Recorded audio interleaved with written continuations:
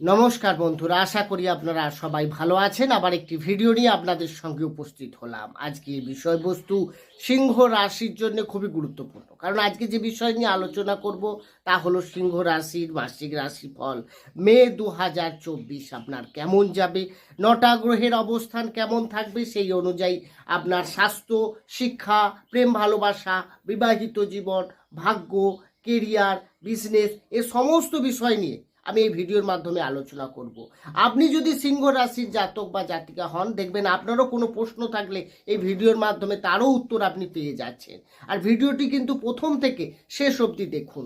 দেখার পর যদি আপনার ভালো লাগে, পারলে চ্যানেলটিকে সাবস্ক্রাইব করে আমাদের সঙ্গে থাকতে পারে। সাবস্ক্রাইব করলে পাশে থাকা বেল আইকনটি অবশ্যই প্রেস করে রাখবেন, কারণ এই ধরনের ভিডিও নোটিফিকেশান তাহলে আপনি সহজে পেয়ে যাবেন।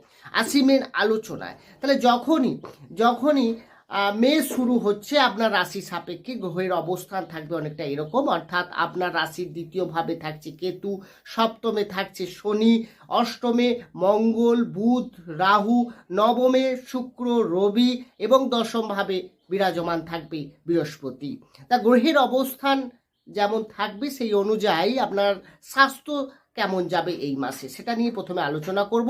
স্বাস্থ্য বিচার করা হয় রাশির অধিপতি গ্রহের অবস্থান অনুযায়ী। রাশির মালিক হচ্ছেন রবি, যে কিনা আপনার রাশি সাপেক্ষে নবম ভাবে উচ্চস্থ হয়ে থাকছে 14ই মে পর্যন্ত। 14ই মে পর আবার আপনার রাশির দশম ভাবে অবস্থান করে যাবে। তার মানে নবম মানে ত্রিকোণ, আর তারপরে কেন্দ্র কোণে দুটোতেই কিন্তু অবস্থান খুবই ভালো। তার মানে স্বাস্থ্য নিয়ে এই মাসে কিন্তু তেমন বড় সমস্যা হচ্ছে না, কারণ রবির অবস্থান খুবই বেটার রয়েছে এই মাসে। কিন্তু আপনার রাশির অষ্টমে রাহু মঙ্গলের সঙ্গে যুক্ত হওয়া, এটা কিন্তু দেখায় অনেক সময় দেখবেন আপনার হেডেক বা টেনশন এগুলো একটু থাকবে। এগুলোকে একটু আপনি কন্ট্রোল করতে পারলে এই মাসে স্বাস্থ্য নিয়ে তেমন বড় কোনো সমস্যা হচ্ছে না। এরপরে যে বিষয় নিয়ে আলোচনা করব তা হলো আপনার শিক্ষা বিচার করা হয় পঞ্চম ভাব থেকে। পঞ্চমের অধিপতি গ্রহকে না বৃহস্পতি, যে কিনা আপনার রাশির সাপেক্ষে দশমে কেন্দ্রে অবস্থান করে থাকবে। যদিও বৃহস্পতি দশম ভাব হচ্ছে শুক্রের ঘর, সেখানে শত্রু ঘরে অবস্থান করে থাকছে, তার সত্ত্বেও কেন্দ্রে কিন্তু বৃহস্পতি যথেষ্ট ভালো ফল দেবে। অর্থাৎ আপনার পড়াশোনায় অবশ্যই মন আসবে, আপনার জ্ঞান বৃদ্ধি পাবে, সব থেকে বড় কথা আপনি ফোকাস দিতে পারবেন, আপনার যে টেনশান সেগুলো অনেক কমবে। তবে হ্যাঁ বন্ধুরা, আপনারা অন্যের কথায় কোনো ডিসিশন নিতে যাবেন না। এখানে আপনাকে কেউ ভুল পথে পরিচালিত করতে পারে, আপনাকে ভুল গাইড দিতে পারে। যেই জায়গা থেকে আপনাকে ভেবে চিন্তে এগোনো ভালো। কোনো অ্যাডমিশান, কোনো এক্সাম থাকলে সেটা কিন্তু একটু ভালো করে স্টাডি করা বা চিন্তা ভাবনা করে এগোনোটাই ভালো। এবং নিজের সিদ্ধান্ত যদি আপনার সিনিয়র থাকে তার কাছ থেকে নিন, একটু ভেবে চিন্তে করবেন, কারণ এখানে আপনার মনকে ডাইভার্ট করার চেষ্টা করতে পারেন অপরের দ্বারা। সুতরাং এটা একটু আপনি মাথায় রাখবেন। এরপরে যে বিষয় আসবো সেটা হচ্ছে আপনার প্রেম ভালোবাসা। একইভাবে পঞ্চম থেকে প্রেম ভালোবাসা বিচার করা হয় পঞ্চম প্রতি দশমে। এটা কিন্তু ঠিক আছে। প্রেমের ক্ষেত্রে আপনার যেমন আপনি সম্পর্কটাকে এগোনোর চেষ্টা করবেন, দুজনের মধ্যে ফিলিং ভালো থাকবে, তেমনি আবার রাহু মঙ্গলের দৃষ্টি আপনার সেকেন্ড হাউসে থাকছে। সেকেন্ড হাউস থেকে আমরা বাণী, অর্থাৎ আপনার কথাবার্তার মধ্যে কিছুটা অস্পষ্টতা, ক্রোধ এবং আপনার মধ্যে যে রাগ থাকবে সেটা বহিঃপ্রকাশ করবে। আপনি এমন কিছু কথা বলে ফেলবেন যাতে আপনার সামনের ব্যক্তির মধ্যে কিন্তু আপনার সম্পর্কে যে ধারণা সেটা চেঞ্জ হতে পারে। তাতে কি হবে, দুজনের মধ্যে রিলেশনশিপের ক্ষেত্রে অনেকটা সমস্যা আসতে পারে। তো এই বিষয়ে আপনার কথাবার্তার মধ্যে কিন্তু সরলতা আনতে হবে এবং আপনি একটু ভেবে চিনতে বলবেন। এমন কিছু না বলে ফেলেন যেখানে আপনার ব্যবহারে অন্যেরা রুষ্ট হতে পারেন। সেই জায়গায় আপনার অ্যাটিটিউড, আপনার ব্যবহার এগুলোর ক্ষেত্রে কিন্তু দেখা যাচ্ছে কিছুটা চেঞ্জ আসতে পারে। তো এই বিষয়ে আপনাকে একটু বিশেষ নজর রাখতে হবে। এরপরে যে বিষয় আসবো সেটা হচ্ছে আপনার বিবাহিত জীবন বিচার করা হয় সপ্তম ভাব থেকে। সপ্তমের অধিপতি গ্রহকে না সপ্তমের অধিপতি গ্রহ হচ্ছে শনি, স্বয়ং সপ্তমী অবস্থান করে থাকছে। সপ্তম ভাবের উপরে কোনো পাপ গ্রহের দৃষ্টি থাকছে না। সুতরাং বিবাহিত জীবন খুবই ভালো বলা চলে, কারণ রাশির অধিপতি গ্রহ সে অবস্থান ভালো এবং আপনার সপ্তম পতির অবস্থানও ভালো। ফলে দুজনের মধ্যে কিন্তু তালমিল যথেষ্ট ভালো থাকবে এবং দুজনের মধ্যে কোনো ডিসিশন নিতে পারেন, আলাপ আলোচনা করেন, সেখানে কিন্তু আপনি দেখবেন আপনি অনেক ডিসিশন নিতে অসুবিধা হচ্ছে, কোনো বিষয় নিয়ে আপনি খুব চিন্তায় আছেন, সেগুলো আপনি আপনার লাইফ পার্টনারের সঙ্গে শেয়ার করুন। দেখবেন দুজনের মধ্যে কিন্তু আলোচনা করে ডিসিশন নিলে অনেক বেটার ডিসিশন পাবেন। এছাড়া আপনি কোনো ফ্যামিলি প্ল্যানিং করলে বা কোনো ট্রাভেলিংয়ে গেলে এই সময় ফ্যামিলি নিয়ে আপনার ভালো কিছু রয়েছে এই সময়, কারণ ফ্যামিলি নিয়ে এই সময়টা কোনো চিন্তার কারণ নেই।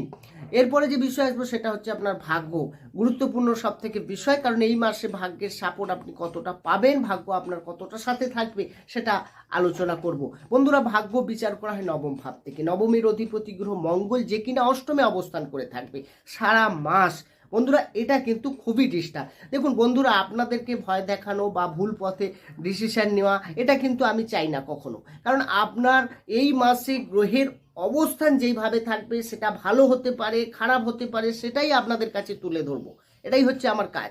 বন্ধুরা, আপনাদের যাতে উপকার হয়, আপনাদের কিছু যদি ভালো লাগে, সেই জন্যই কিন্তু আমার ভিডিওগুলি করা। তাহলে নবমপতি অষ্টমে অবস্থান কিন্তু যথেষ্ট খারাপ, কারণ আপনারা সবাই জানেন, যারা জ্যোতিষ নিয়ে আলোচনা করেন বা চর্চা করেন জানেন, তারা বুঝতে পারছেন অষ্টমে অবস্থান করলে কিন্তু গ্রহ ভালো ফল দেয় না। বিশেষ করে ভাগ্য এই মাসে যথেষ্ট ডিস্টার্ব থাকবে। তাই বন্ধুরা, এই মাসে আপনি কোনো বড় ডিসিশন নিতে যাবেন না, কোনো বড় ইনভেস্টমেন্ট করতে যাবেন না। করতে হলে খুব ভেবেচিন্তে খুব সাবধানের সহিত করা উচিত, তাহলে কিন্তু আপনার লস হওয়ার সম্ভাবনা থাকবে। মানুষকে বিশ্বাস করে কোনো অর্থ দেওয়া এই মাসের ক্ষেত্রে কিন্তু যথেষ্ট চাপ। আপনি যদি ডিসিশন নিতেই হয় 1 মাস পরে নিন, আপনার জন্য যথেষ্ট ভালো। বন্ধুরা, গ্রহের অবস্থান যা থাকবে সেই অনুযায়ী আপনার শিক্ষা, স্বাস্থ্য, প্রেম ভালোবাসা, বিবাহিত জীবন, তো সেটা আমি আলোচনা করলামই, মোটামুটি ঠিকঠাক থাকবে। কিন্তু ভাগ্য এই মাসে ততটা ভালো নেই, তাই আপনাকে একটু বুঝে সুঝে এগোতে হবে। এরপরে যে বিষয় আসবো সেটা হচ্ছে আপনার কেরিয়ার। দশম থেকে কেরিয়ার বিচার হয়। দশমপতি নবমে অবস্থান, দশমে বৃহস্পতি, এটা কিন্তু খুব ভালো। অর্থাৎ আপনার কেরিয়ারের যে হচ্ছে ম্যানেজমেন্ট স্কিলটা খুব ভালো থাকবে। অর্থাৎ আপনি কোনো ডিজাইন বা আপনি কোনো ফ্যাশন ডিজাইনার বা আপনি কোনো বিউটিশিয়ান হতে পারেন, বা আপনার কোনো ম্যানেজমেন্ট রিলেটেড কোনো বৃহস্পতি ওরিয়েন্টেড ম্যানেজমেন্ট, হসপিটালিটি, আপনি কোনো কাউন্সিলিংয়ে রয়েছেন, টিচিংয়ে রয়েছেন, আপনার জন্য কিন্তু এই মাসটা দারুণ। কারণ বৃহস্পতির অবস্থান কেন্দ্রে অবস্থান করে থেকে খুব ভালো ফল দেবে। কেরিয়ারের ক্ষেত্রে কোনো না কোনো ভালো খবর আপনি পেতে পারেন। কাজের জায়গায় আপনি অনেকটা বিলিভ করতে পারবেন, শান্তি পাবেন, অনেক অনেক অনেক আনন্দের সহিত আপনি কাজ করবেন। আপনি নতুন নতুন আইডিয়া আসবে আপনার মনে, আপনার ক্ষেত্রে কিন্তু যথেষ্ট ভালো থাকবে। এরপরে যে বিষয় আসবো সেটা হচ্ছে আপনার বিজনেস বিচার করায় সপ্তম ভাব থেকে। সপ্তমের অধিপতি গ্রহ অবস্থান ভালো, কিন্তু বুধের অবস্থান ডিস্টার্ব 11 তারিখ পর্যন্ত। 11ই মে বুধ যখন নবমে চলে আসবে, আপনার বিজনেসের দিকটা দারুণ হবে। অর্থাৎ আপনি যে কোনো ব্যবসাই করুন না কেন বা শুরু করুন, বা আপনি যদি চালু কোনো ব্যবসা ধরে রাখেন বা আপনি করেন, সেই জায়গায় কিন্তু আপনার ব্যবসা ভালো চলবে 11 মের পর থেকে। যাবতীয় ডিসিশন বিজনেস রিলেটেড 11 মের পর করুন, দেখবেন আপনার ভালো হবে। বন্ধুরা, এই আলোচনা কিন্তু রাশিভিত্তিক আলোচনা, কারণ জন্মকালীন গ্রহের অবস্থান আপনার কি রয়েছে সেটা আমার তো জানা নেই। তো সেক্ষেত্রে যদি আপনি পুরো পূর্ণাঙ্গ বিস্তারিত আলোচনা আপনার জন্য চান, কারণ আমার এই আলোচনার মধ্যে একটা ছোট শিশু থেকে শুরু করে বৃদ্ধ ব্যক্তি পর্যন্ত সবার যাতে প্রশ্নের উত্তর সব রকম দেওয়া যায়, সেটা কিন্তু আমি চেষ্টা করি। সুতরাং একজনের পার্টিকুলার বিষয় নিয়ে জানতে হলে আপনাকে ডিটেলসে অবশ্যই আমার ডিসক্রিপশনে নম্বর রয়েছে, সেখানে গিয়ে আপনি যোগাযোগ করুন। সেখানে আপনি টাইম ডেট দিয়ে আপনি বিস্তারিতভাবে আপনার সম্পর্কে, আপনার কি রয়েছে আগের দিন, বা আপনার কি হতে চলেছে বা কি হচ্ছে, সেগুলো আপনি সহজেই জানতে পারবেন। বন্ধুরা, এই ছিল আজকের আলোচনা। কেমন লাগলো আলোচনা অবশ্যই কমেন্ট বক্সে জানাবেন। ভালো থাকুন, সুস্থ থাকুন। দেখা হবে অন্য একটি ভিডিও নিয়ে। নমস্কার।